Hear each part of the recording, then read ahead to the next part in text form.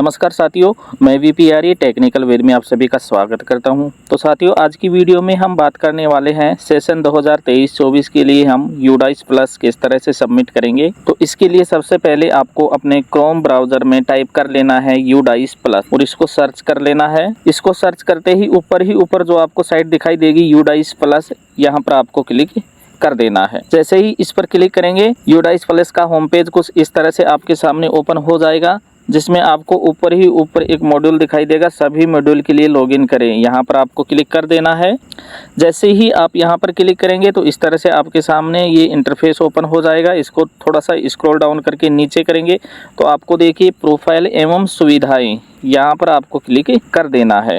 यहाँ पर क्लिक करते ही ये यूडाइस की लॉगिन विंडो ओपन हो गई है, यानी कि यहाँ पर आपको अपना यूजर नेम लगाना है जो कि आपकी स्कूल के डाइस कोड है। यहाँ पर आपको पासवर्ड टाइप करने हैं, कैप्चा टाइप करना है और लॉगिन पे क्लिक आपको कर देना है। अगर आप पासवर्ड भूल गए हैं तो पासवर्ड भूल गए, यहाँ पर क्लिक करके आप पासवर्ड को दोबारा से रीसेट कर सकते हैं। तो मैं इनमें यूजर आईडी और पासवर्ड लगा करके इसको लॉगिन कर लेता हूँ। यहाँ पर क्लिक करते ही आपके सामने 3 मॉड्यूल ओपन हो जाएंगे, प्रोफाइल एवं सुविधा, अध्यापक और विद्यार्थी। इनमें से आपको जो पहला मॉड्यूल है प्रोफाइल एवं सुविधा, यहाँ पर आपको क्लिक कर देना है। अध्यापक और विद्यार्थी जो मॉड्यूल है ये बाद में भरे जाएंगे। जब ये भरे जाएंगे उनके लिए अलग से वीडियो आपके लिए बना दी जाएगी।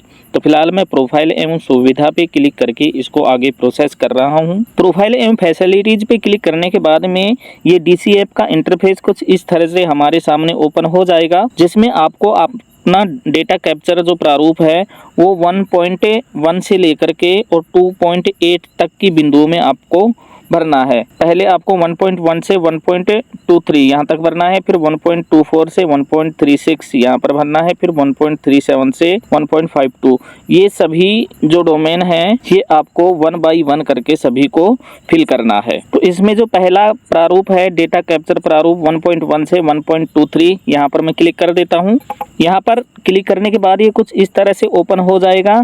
यहाँ पर आपकी स्कूल से रिलेटेड जो भी जानकारी है वो यहाँ पर शो हो जाएंगी। आपके स्कूल का प्रकार, शहरी, ग्रामीण, कौन कौन सी कक्षाएं उसमें सम्मिलित है, इनमें आप कोई भी चेंज नहीं कर सकते। अगर इनमें आप चेंज करना चाहते हैं तो अपने ब्लॉक MIC या फिर जिला MIS या फिर स्टेट MIS से आपको संपर्क करना पड़ेगा। तो सबसे पहले इनमें ब्लॉक ही आता है, तो आप ब्लॉक स्तर पर कांटेक्ट करके आप इसमें चेंज करवा सकते हैं या फिर जो भी जानकारी है जो अपडेट करवाना चाहते हैं वो यहाँ पर करवा सकते हैं। तो इसके लिए क्लिक करें, यहाँ जो लिखा हुआ है यहाँ पर क्लिक करके आप चेक कर सकते हैं कि भी आपके लिए कौन सा MIS है, ब्लॉक, डिस्ट्रिक्ट या फिर स्टेट लेवल का। यहाँ पर थोड़ा बहुत चेंज आप कर सकते हैं। क्लिक करें, यहाँ पर क्लिक करेंगे तो आप सिर्फ कॉन्टैक्ट डिटेल से यहाँ पर एडिट कर सकते हैं। जैसे कि संस्था प्रधान अगर कोई चेंज हो गया है, ट्रांसफ़र हो गया है, तो उसका नाम और मोबाइल नंबर वगैरह आप एडिट इसमें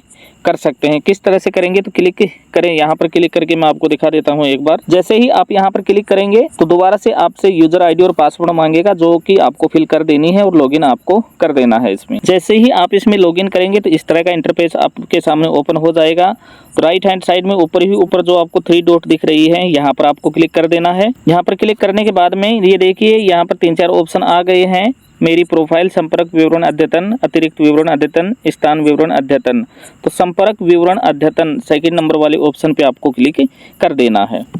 यहाँ पर क्लिक करते ही कुछ इस तरह से आपके सामने इंटरफेस ओपन हो जाएगा, जिसमें आपको संपादन करना जो पेन का आइकन दिख रहा है यहाँ पर आपको क्लिक कर देना है। यहाँ पर क्लिक करते ही देखिए ये एडिट मोड में आ गया है। यहाँ से आप विद्यालय प्रमुख का नाम, उनके मोबाइल नंबर, मेल ID, प्रतिवादी का प्रकार, उनका नाम वगैरह ये सारे यहाँ पर आप अपडेट कर सकते हैं। इन सब को फिलअप करके और नीचे स्क्रॉल कर लेना है आपको, और जो भी जानकारी आपको एडिट करनी है उसको एडिट करके आप अद्यतन करें। अगर आपका ब्राउज़र इंग्लिश में है तो यहाँ पर अपडेट लिखा हुआ आएगा और उस अपडेट पे आपको क्लिक कर देना है। तो ये जानकारी आपकी यहाँ पर अपडेट हो जाएगी। इसके अलावा अगर और कोई जानकारी आपको अपडेट करवानी है या चेंज करवानी है तो आपको अपने ब्लॉक स्तर पर जो भी यूडाइस का कार्य करता है, देखता है, उनसे आपको संपर्क करना पड़ेगा। तो इसको मैं अभी फिलहाल के लिए बैक टू डैशबोर्ड कर देता हूँ। तो यहाँ पर फर्स्ट प्रारूप में यानी कि 1.1 से 1.23 तक आपको चेक कर लेना है। अगर कोई मिसमैच है तो ब्लॉक लेवल पे कॉन्टैक्ट करके आप उसको ठीक करवा सकते हैं। और इन सबको चेक करके और लास्ट में जो नेक्स्ट लिखा हुआ है अगला, यहाँ पर आपको क्लिक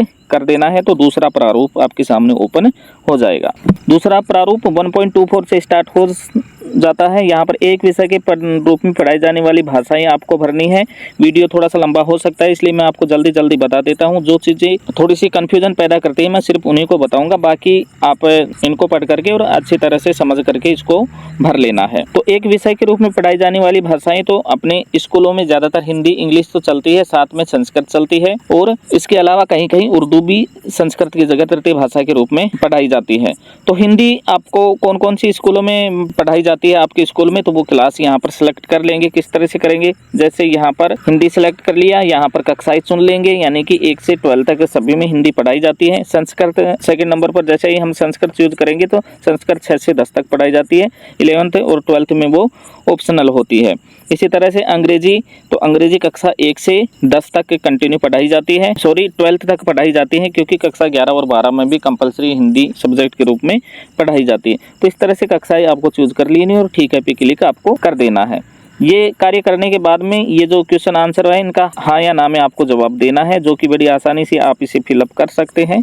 इसमें ज़्यादा टाइम वेस्ट करने की आवश्यकता नहीं है। जो भी मुझे टफ लगेगा या फिर जिसमें कन्फ्यूजन हो सकती है वो मैं आपको यहाँ पर बता दूंगा। यहाँ पर ये देखिए, निकटतम सरकारी विद्यालय की दूरी किलोमीटर में, सहायता प्राप्त विद्यालय उदाहरण के लिए 2.6 यहाँ पर दे रखा है। तो आपका जो विद्यालय है उससे प्राथमिक विद्यालय यानी कि दूसरा प्राथमिक विद्यालय कितने किलोमीटर दूर है वो भर देना है, उच्च प्राथमिक कितने किलोमीटर दूर है वो भर देना है, और सीनियर सेकेंडरी कितनी दूर है वो यहाँ पर आपको भर देना है। इसके बाद जो पिछला एकेडमिक सेशन था उसमें शैक्षणिक दिनों की संख्या कितनी थी, तो 210 के आसपास ही आपकी आएगी, तो वो आपको यहाँ पर फिल कर देना है।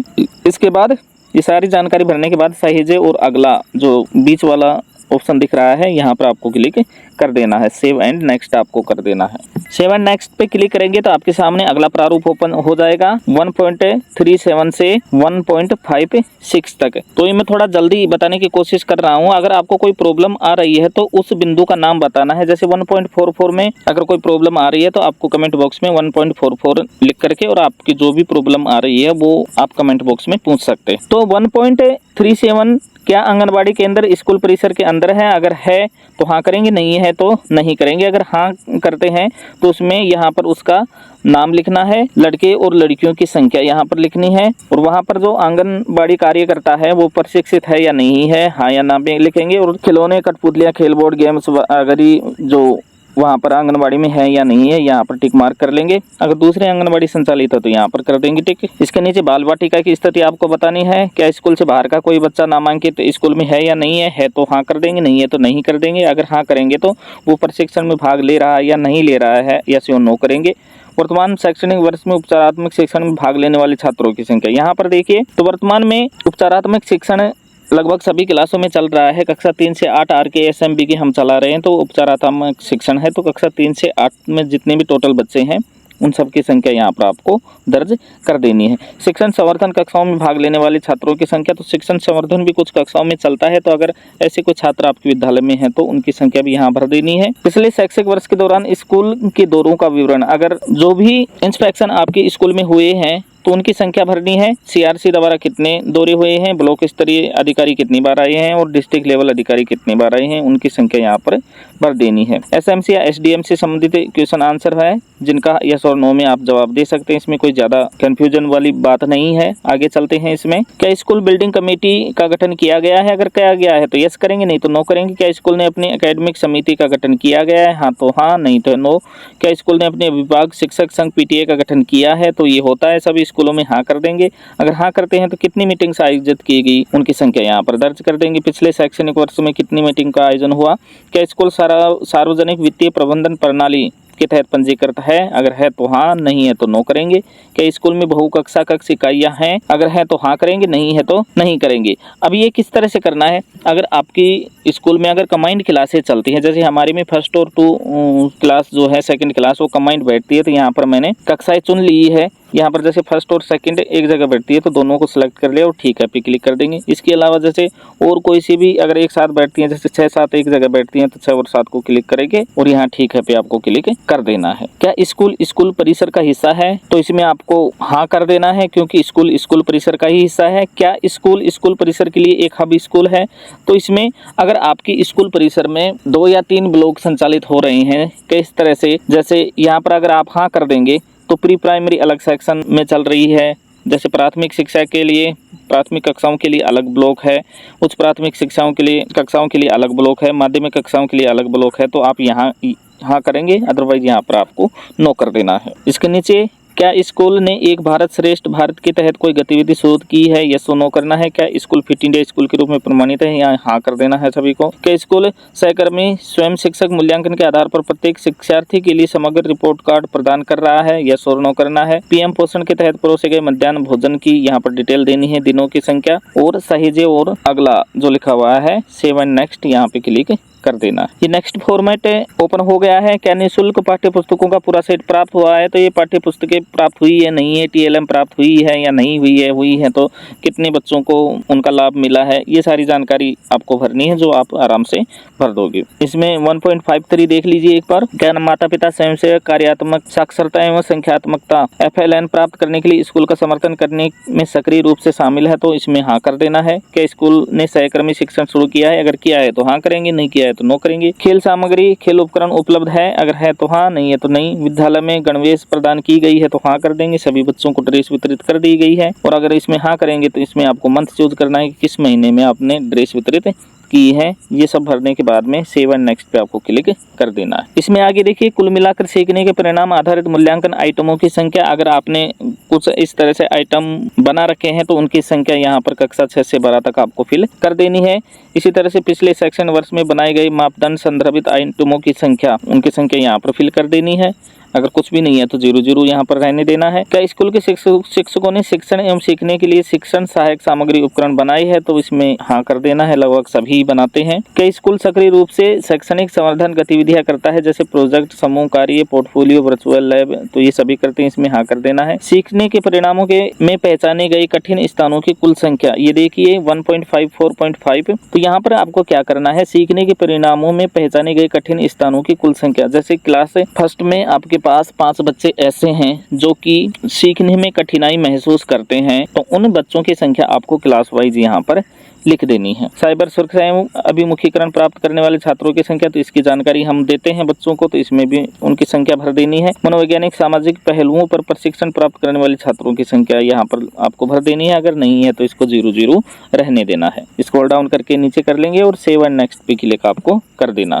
इसके आगे क्या स्कूल आपदा प्रबंधन योजना विकसित की गई है? यस और नो करना है। क्या संरचनात्मक सुरक्षा ऑडिट आयोजित किया गया है? यस नो करना है। क्या गैर संरचनात्मक सुरक्षा ऑडिट आयोजित किया गया है? यस नो करना है। CCTV कैमरे, अग्निशामक, स्कूल सुरक्षा के लिए कोई नोडल शिक्षक है?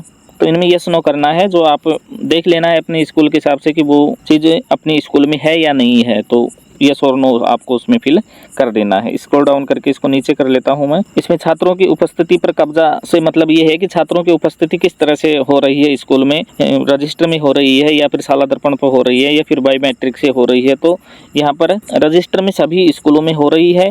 इसी तरह से शिक्षकों की उपस्थिति भी रजिस्टर में भी हो रही है और शाला दर्पण पर भी, यानी कि इलेक्ट्रॉनिक रूप से भी हो रही है। तो आप किसी को भी इसमें चूज कर सकते हैं। यूथ क्लब सभी स्कूलों में मिलेगा, इको क्लब मिलेगा, यस कर देना है। इनमें सभी स्कूलों में शिक्षकों को पहचान पत्र जारी कर दिए गए हैं, तो लगभग सभी को मिल गए हैं। राज्य विद्यालय मानक प्राधिकरण स्वप्रमाणन प्राप्त किया है या नहीं, यस और नो करना है और सेव एंड नेक्स्ट पे क्लिक आपको कर देना है। अब यहाँ पर 1.56.1 में देखिए, यहाँ पर कंपोजिट अनुदान सरकार की तरफ से आपको कितने रुपए मिले हैं और कितने व्यय हुए हैं, उनका विवरण यहाँ पर दर्ज करना है। लाइब्रेरी ग्रांट कितनी मिली है, कितनी खर्च हुई, तो आपके स्कूल में जो भी पैसा आया है उनकी डिटेल और उनका व्यय किस तरह से किया है वो डिटेल आपको यहाँ पर सबमिट कर देनी है। इसमें नीचे देखिए विद्यालय द्वारा प्राप्त वित्तीय सहायता पिछले शैक्षिक वर्ष में। अगर विद्यालय को कोई वित्तीय सहायता प्राप्त हुई है गैर सरकारी संगठन, NGO से, सार्वजनिक उपक्रम से, समुदाय से, अन्य से, तो उसकी डिटेल आपको यहाँ पर देनी है। इसके अलावा क्या स्कूल निम्नलिखित के लिए इन्वेंट्री रजिस्टर बनाए रख रहा है? ICT आइटम के लिए रजिस्टर है या नहीं है? खेल सामग्री, पुस्तकालय, पुस्तकें इनके लिए है या नहीं है? आपको हाँ या ना में जवाब देना है। निम्नलिखित के कारण विद्यालय का कुल वार्षिक व्यय पिछले शैक्षणिक वर्ष में, पिछले शैक्षणिक वर्ष में रखरखाव में कितना व्यय हुआ है, शिक्षकों पर कितना हुआ है, निर्माण कार्य, अन्य और किया गया कुल व्यय आपको यहाँ पर उसकी जानकारी देनी है। ये सारी जानकारी भरने के बाद में नेक्स्ट पे क्लिक कर देना है। अब नेक्स्ट प्रारूप ओपन हो गया है जो कि विद्यालय की भौतिक सुविधाओं और भौतिक स्थिति की जानकारी आपसे प्राप्त करेगा। तो यहाँ पर भौतिक सुविधाएं देखिए, वर्तमान विद्यालय भवन की स्थिति, कैसा भवन है आपका, खुद का सरकारी है या किराए पे चल रहा है या कोई दूसरे भवन में है या फिर खुले में चल रहा है, तो वो यहाँ पर आपको सिलेक्ट कर लेना है। स्कूल भवन का प्रकार यहाँ पर सिलेक्ट कर लेने हैं कि विद्यालय में सक्रिय भवन ब्लॉकों की कुल संख्या यहाँ पर लिख देनी है। पक्की इमारत किसमें कितनी है उनमें से वो यहाँ पर भर देनी है। आंशिक रूप से पक्की उनकी संख्या आगे भर देनी है। कच्ची इमारत, तंबू, जर्जर भवन, इन सब की संख्यात्मक प्रविष्टि आपको यहाँ पर कर देनी है।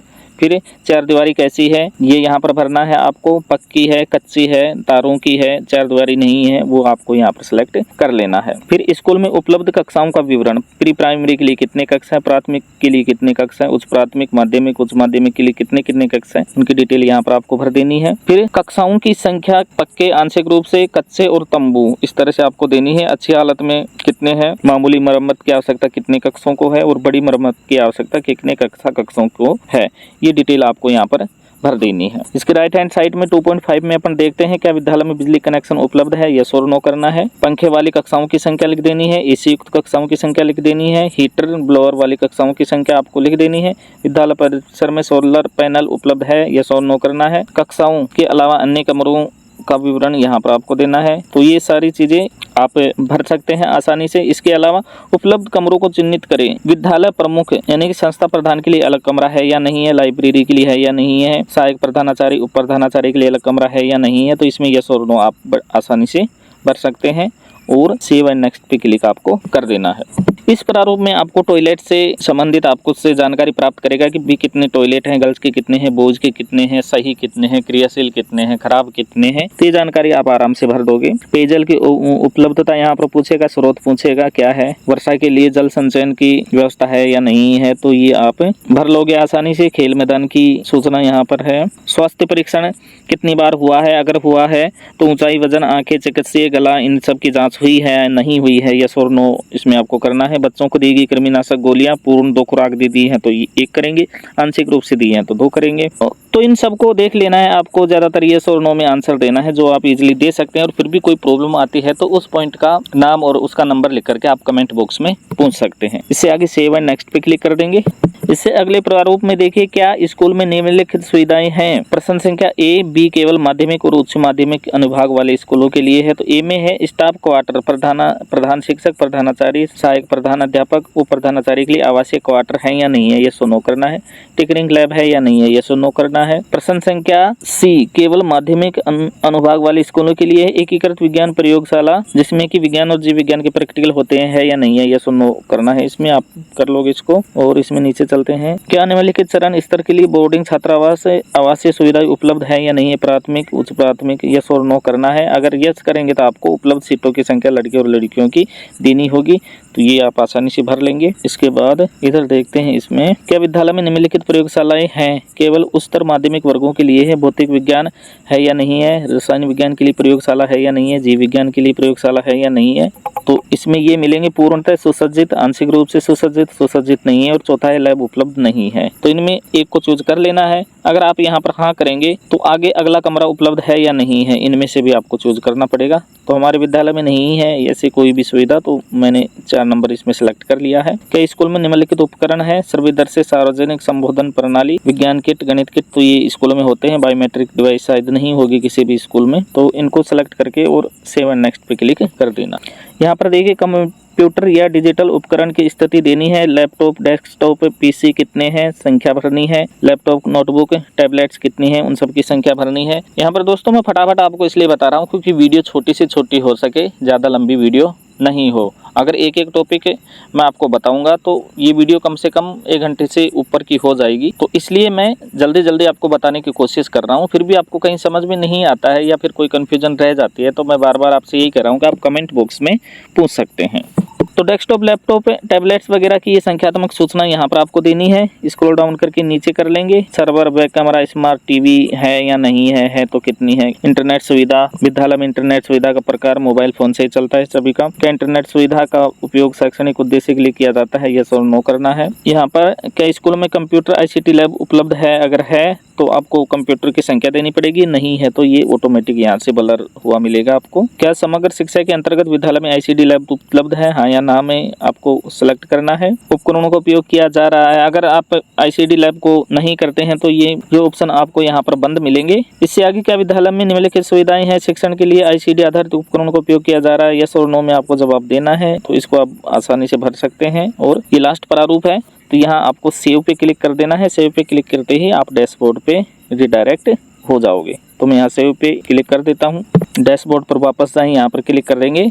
तो जैसे ही आप डैशबोर्ड पर वापस जाएं वाले ऑप्शन पे क्लिक करेंगे तो आपका 1.1 से 1.3 तक का जो मॉड्यूल है वो लागू नहीं था, यानी कि इसमें आप कोई करेक्शन नहीं कर सकते थे, तो इसमें यहाँ पर लागू नहीं लिखा हुआ आ रहा है। दूसरा है 1.24 से 1.36 भाषाएं अन्य, तो ये आपने कंप्लीट भर दिया है, तो यहाँ पर पूरा होना यानी कि कंप्लीट हो गया है। इसको मैं इंग्लिश में कर देता हूँ, इस तरह से थोड़ा सा समझ में नहीं आ रहा है। हाँ, अब ये सही आ रहा है। जो प्रारूप अपन ने भर दिए हैं उन सब के सामने कंप्लीट लिखा हुआ आ रहा है। तो ये देखिए, इसको स्क्रॉल करके नीचे करेंगे, सभी में कंप्लीट लिखा हुआ आ रहा है, यानी कि सभी को अपन ने फिल कर दिया है। और लास्ट में देखिए कॉलम 15 में detailed report card, DRC, school report card, SRC download is not yet active. तो इनका जो डाउनलोड का ऑप्शन है वो अभी तक एक्टिव नहीं हुआ है। जैसे ये एक्टिव हो जाएगा तो यहाँ से आप अपनी जो फॉर्मेट आपने DCF सबमिट किया है उसका प्रिंट निकाल सकते हैं। यहाँ पर देखिए download DCF and school report, यहाँ से क्लिक करके आप इनका PDF निकाल सकते हैं। तो अभी इसको लॉक करने का ऑप्शन भी एक्टिव नहीं हुआ है, तो जैसे ही ये एक्टिव होंगे तो वीडियो के माध्यम से आपको सूचना मिल जाएगी। तो आज की वीडियो में साथियों इतना ही। अगर वीडियो अच्छी लगी हो तो वीडियो को लाइक करें, चैनल को सब्सक्राइब करें। मिलते हैं नेक्स्ट वीडियो में एक नई जानकारी के साथ।